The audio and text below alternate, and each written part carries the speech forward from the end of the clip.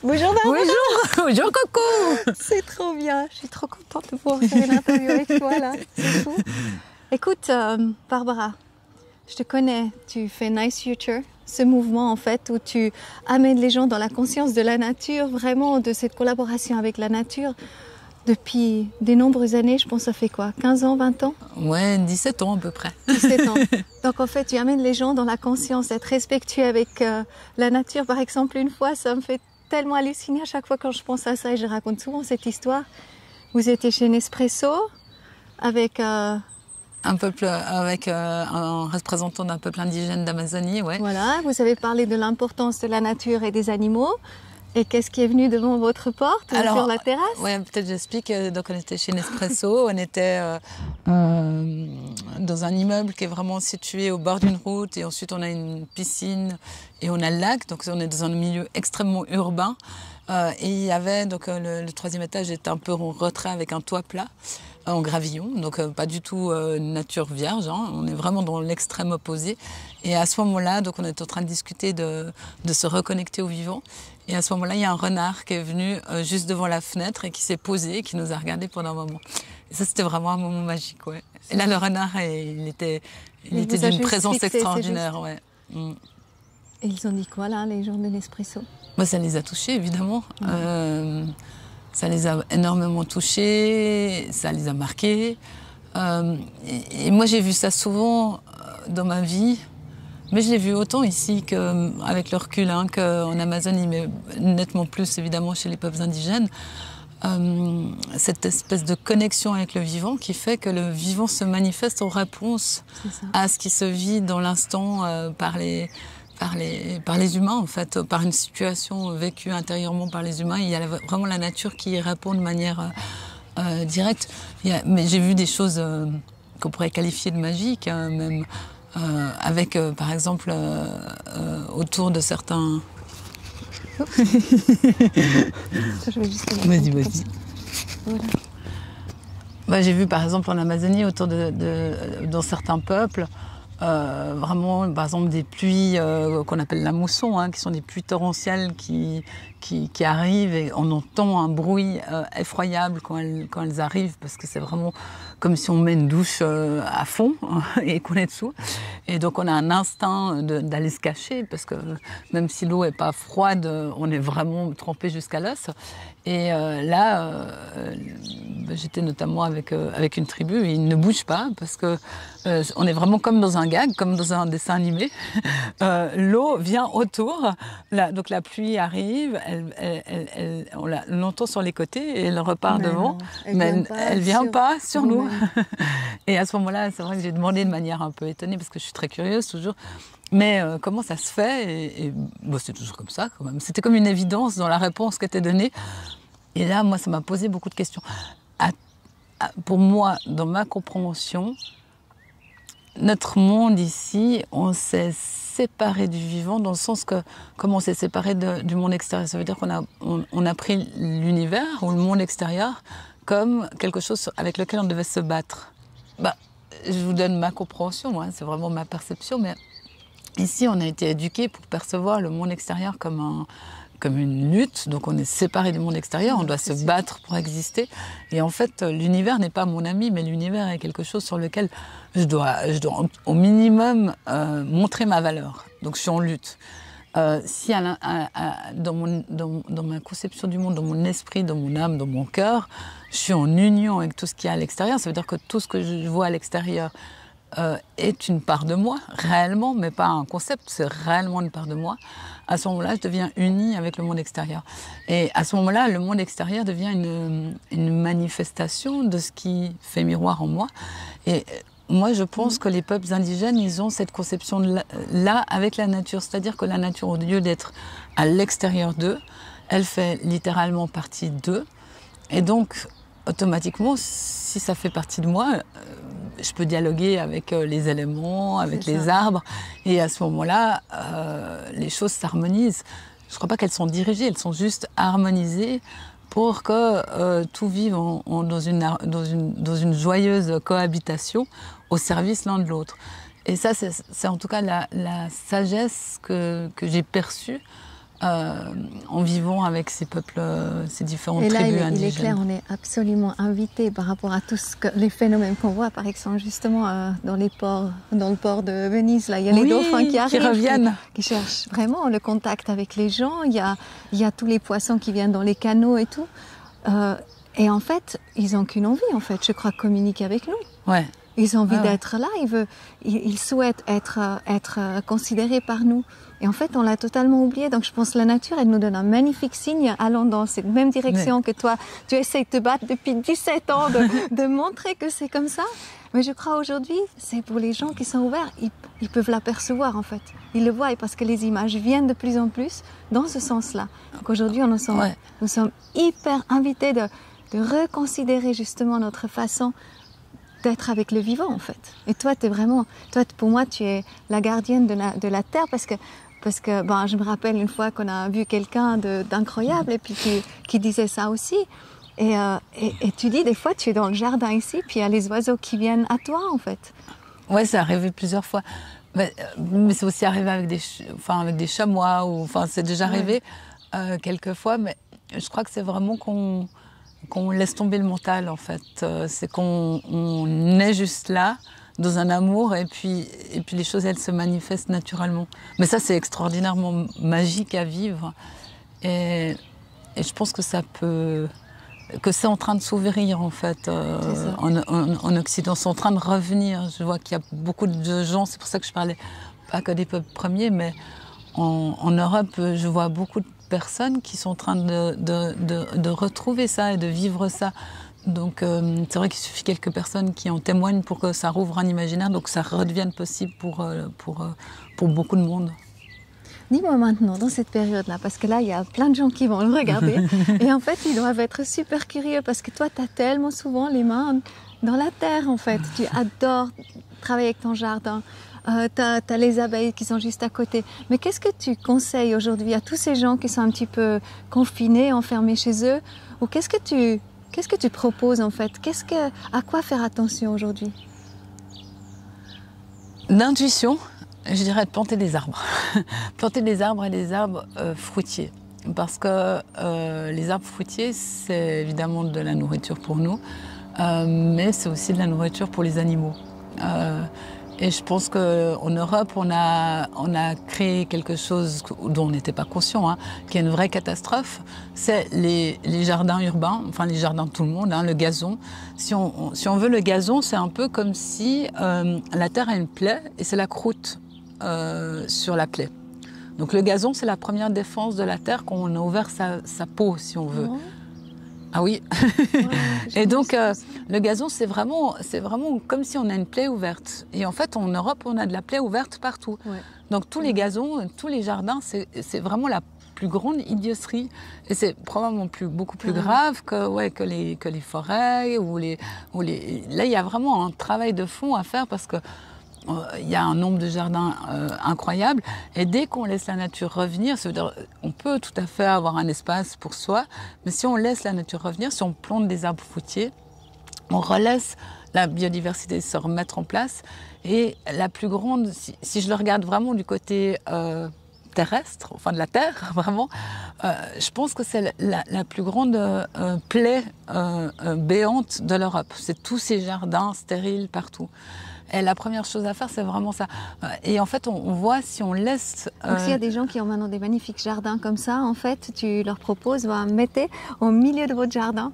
Alors moi, j'en ai planté une dizaine, là, partout dans mon gazon.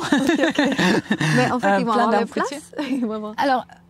déjà, il faut savoir, là j'ai une haie avec plein d'arbres qui sont tous serrés. Alors j'ai demandé à Ernst Zurcher quand même si je ne les avais pas trop serrés. Moi j'aime beaucoup les arbres, donc j'en ai mis beaucoup. Et puis il m'a dit mais non, une forêt c'est vraiment des arbres serrés. Et puis effectivement sur mon gazon, parce que cette maison était à mes parents, donc je suis arrivée dans une maison traditionnelle en fait, avec un gazon. Et j'ai planté des arbres fruitiers un peu partout dans le gazon. Pour vraiment revenir sur on n'est pas dans la forêt comestible, on est bien d'accord, mais sur quelque chose qui est fertile. Et puis dessous, il y a les fleurs, il y a les plantes, il y a toute une vie qui se remet en marche, il y a les oiseaux. qui reviennent, qui circulent, et puis tout se remet en mouvement. Dans ce petit jardin, il y a 4 hérissons, il y a l'année passée pour la première fois des vers luisants. Donc j'étais très contente. Des vers luisants, ça brille, tu sais, c'est trop chou. Il y a des chats, à n'en pas finir, mais qui ne mangent pas les oiseaux, parce que je leur ai dit qu'ils n'avaient pas le droit. Il y a des oiseaux tout le temps. Donc voilà, en fait, très vite, la biodiversité, elle se multiplie. Mais comment, donc les gens qui ont un jardin, c'est sûr, ils peuvent effectivement planter des arbres fruitiers, mais les gens qui n'ont pas... Qui n'ont pas de jardin ? De jardin, oui. Je pense que de mettre les mains dans la terre, c'est surtout actuellement, il y a demander des amis qui ont des jardins pour venir aider, par exemple. Alors ça, c'est génial, oui. Par exemple, là, c'est vraiment rentrer dans la collaboration. Pour se mettre ensemble. Il y a beaucoup de personnes âgées qui ont des maisons avec et des jardins qu'elles n'ont pas le temps et la capacité et l'énergie d'entretenir. Et souvent, quand on va leur dire je vous fais un petit potager et tout ça, en fait, elles sont toutes contentes. Donc, il y a vraiment cette possibilité de se mettre en mouvement autour de la terre. Et en plus, on s'ancre aussi en le faisant. Alors, on s'ancre, on calme il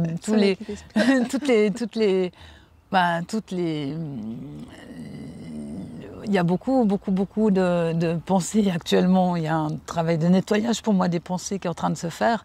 Et puis ça peut remuer. Et c'est vrai que dès qu'on est dans un jardin, on redescend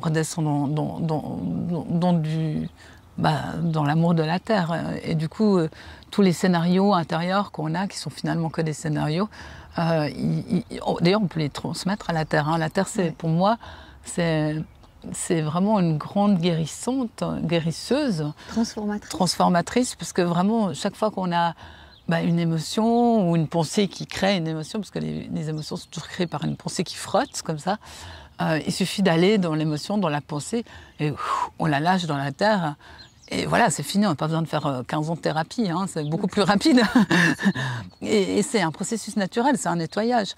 Ce qui est assez rigolo, c'est que ça fait 2-3 ans que moi je soutiens tout un mouvement qu'on appelle le mouvement régénératif. C'est-à-dire qu'on a eu une conscience ces quelques dernières années que l'humain était un prédateur. Mais moi, je pense, et je l'ai vu à plein d'endroits, que l'être humain, il peut être à l'opposé un gardien, voire un régénérateur de vie. Restaurateur, régénérateur de vie. Et je l'ai vu à beaucoup d'endroits. Je l'ai vu chez les peuples premiers, mais je l'ai vu aussi en Europe, par exemple chez Evelyne, qui fait les Kerters, en Finistère. C'est ces maisons qui sont des maisons en chambre et chaud, c'est des sortes de petites maisons toutes choues, magiques, qui font vraiment rêver d'ailleurs. Avec des arcs-en-ciel dedans. Et puis elle vit juste en pleine campagne comme ça. Voilà, elle a créé des jardins jungles, des forêts extraordinaires dans des endroits complètement stériles. Voilà. J'ai vu ça là-bas, j'ai vu ça en montagne, j'ai vu ça à d'autres endroits en France. Et c'est tout à fait possible que l'être humain régénère la Terre à une vitesse d'ailleurs qui est pas du tout encore acceptée par nos scientifiques. Là, pour revenir sur Evelyne, parce que ça, je pense que c'est important de le communiquer, elle était sur des terres qui étaient complètement stériles, parce qu'on avait planté des oignons de tulipes qui étaient vendus à Amsterdam, et en fait, même pas la tulipe qui était intéressante, c'était vraiment l'oignon. Donc, on y allait aux pesticides, aux fongicides, aux herbicides. Et moi, je ne suis pas une experte, je ne suis pas capable de reconnaître si une terre, elle a assez de ça et de ça et de ça, voilà. Mais là, c'est très facile à voir parce que c'est du sable. C'est littéralement du sable comme pour les enfants, comme pour les bacs à sable des enfants. Et donc, on voit que la terre, il n'y a plus aucun composant nourricier. Et puis, elle a simplement, en amenant des feuilles, en nourrissant la terre, et en laissant les ronces venir, parce que si on laisse le gazon pousser, on va avoir les ronces qui vont arriver. Les ronces, on peut les aider un petit peu à descendre un peu plus vite, mais les ronces, c'est très intéressant, ça va faire venir les oiseaux, mais ça ne va pas faire venir les humains. Et si on laisse les ronces pousser, ensuite, on peut précipiter un peu le mouvement en les coupant pour que ça fasse un premier terreau, un premier humus. Et puis, c'est un superbe humus. Et puis ensuite, on peut nourrir avec des feuilles de partout qu'on trouve. Là, et en fait, voilà, elle s'est souciée que des humuseurs, comme elle dit. Donc, toutes ces petites bêtes qui sont dans la terre. Et en 15 ans d'activité, elle a restauré un sol qui aurait mis de manière naturelle 10 000 ans à se mettre en place. Donc ça veut dire qu'en fait, par son activité humaine, elle a rattrapé 10 000 ans, ou elle a aidé la nature à gagner 10 000 ans. Donc c'est juste fou. Ouais. Et là, ça change complètement le paradigme. Ça veut dire qu'on peut tout à fait soigner cette terre à une vitesse énorme. Mais par contre, il faut savoir faire. Mais c'est des gestes. Alors Evelyne, je vais peut-être détruire tous les experts qui aiment les technologies ou les techniques. Mais Evelyne, elle n'a pas de technique. Elle va chercher les feuilles, elle suit son intuition et son instinct. Évidemment, elle connaît au fur et à mesure la nature parce qu'elle a cette connexion directe et elle nourrit. Mais elle n'a pas d'outils, elle n'a pas de... On pourrait presque amener de nouveau la vie dans le désert aussi. Alors, je sais qu'il y a des projets de ce type-là qui ont été faits. Je n'ai pas été voir ce type de projet, mais ça existe. J'ai vu un petit peu, effectivement. Voilà. Quand tu viens avec du fumier, en fait. Hein, ouais. Et puis en fait, justement, les animaux marchent dessus et puis ils le massent. Et puis du coup, quand il pleut, en fait, là, elle peut de nouveau rentrer. Bah ouais. Exactement. Et puis, en fait... c'est un peu le même principe, ouais. C'est un peu similaire, ouais. Après, ce que moi, je me rends compte aujourd'hui, c'est que nous, on a tout un projet, par exemple, pour planter des arbres. Parce que pour moi, je pense que c'est vraiment une priorité, les arbres... sur tellement de niveaux, c'est vraiment essentiel pour l'humain et pour la planète. Et puis, ce que je me rends compte aujourd'hui, c'est que ça ne sert à rien de planter des arbres sans amour. Oui, voilà, ça c'est très important parce que juste le mot de la fin, peut-être, raconte comment tu plantes un arbre. Voilà, comment tu fais. Moi, je les aime. Non, mais ça veut dire que... je crois que vraiment, il faut avoir... je veux dire, si on commence à planter des arbres pour de l'argent, ce qui est en train de se faire... je crois qu'on va de nouveau se tromper. Ça veut dire qu'en écologie, il y a ce qu'on appelle l'effet rebond. Ça veut dire que chaque fois, il y a une super intention, il y a un super nouveau modèle. On a inventé les communs, on a inventé, je ne sais pas, tellement de nouvelles choses depuis 15 ans que j'ai vu passer, souvent que j'ai soutenu même. Et puis, en fait, on se rend compte petit à petit que, ah merde, on n'avait pas vu cet effet secondaire qui est en fait catastrophique. C'est pour ça qu'en fait, ça fait 15 ans qu'on est sur une dynamique de durabilité, mais on n'a toujours pas fait beaucoup de progrès, parce que ces fameux effets rebonds sont rattrapés, et souvent par l'objectif de grandir, d'être dans la force, d'être dans le pouvoir, d'être dans la finance, enfin, d'avoir une grande économie. Et en fait, peut-être elle est là l'erreur la plupart du temps. En tout cas, avec la nature, je pense qu'il faut vraiment éviter cet effet rebond et rester dans une intention et une attention qui est vraiment d'être au service de la terre. Si on le fait au service de l'argent, ça va devenir une catastrophe. Ça, c'est évident.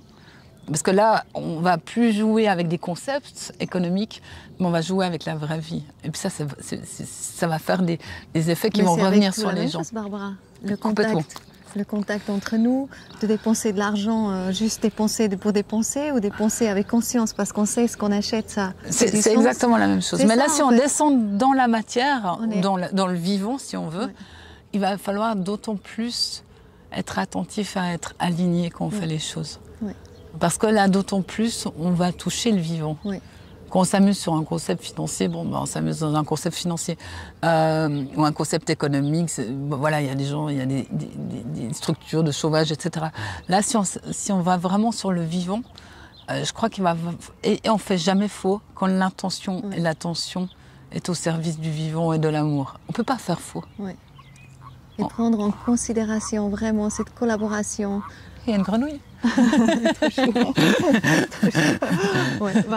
Prendre en considération cette collaboration avec la nature, vraiment, c'est ça aussi ce que tu nous amènes en fait, cette conscience par rapport au vivant.